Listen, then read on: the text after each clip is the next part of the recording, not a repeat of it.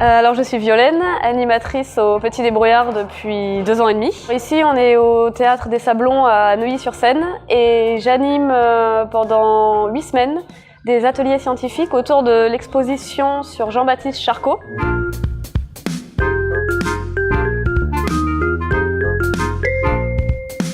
Donc Jean-Baptiste Charcot était un explorateur des pôles, du pôle Nord et du pôle Sud, né à Neuilly il y a 150 ans. Donc il y a une exposition en son honneur ici au théâtre. Et moi j'anime tous les samedis après-midi des ateliers des petits explorateurs.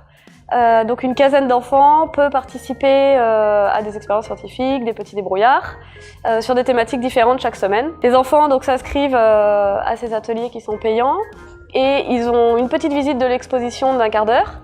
Et ensuite dans l'atelier on traite une thématique sur les pôles.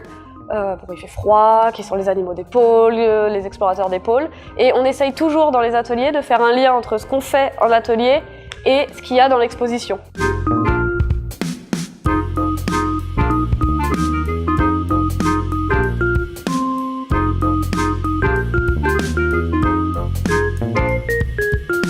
Cet atelier permet aux enfants de se mettre dans la peau d'un petit explorateur, d'un Jean-Baptiste Charcot Junior, et de découvrir, grâce aux expériences Petit Débrouillard, des choses que Jean-Baptiste Charcot avait lui-même découvert 100 ans auparavant.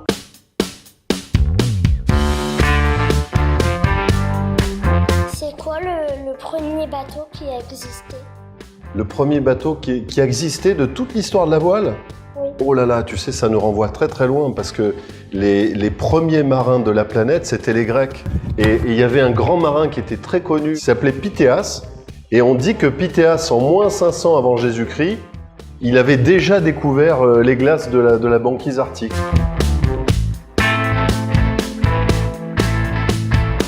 Comment ils font les bateaux pour flotter? Ah, bah ça c'est une bonne question.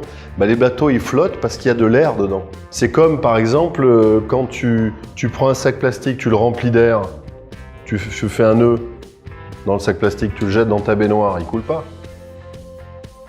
Tu vois, dès qu'il y a de l'air, l'air remonte à la surface et ça flotte.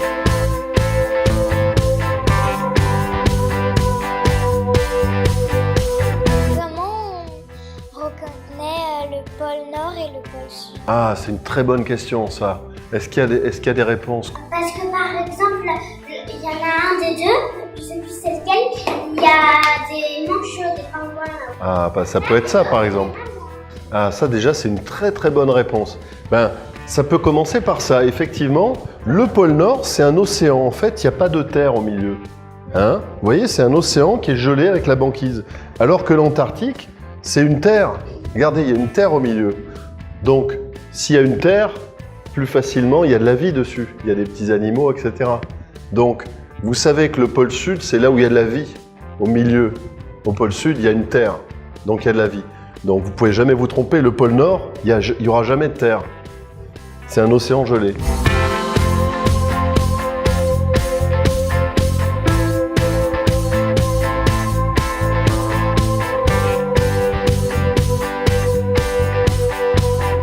On a d'abord découvert l'Antarctique ou l'Arctique?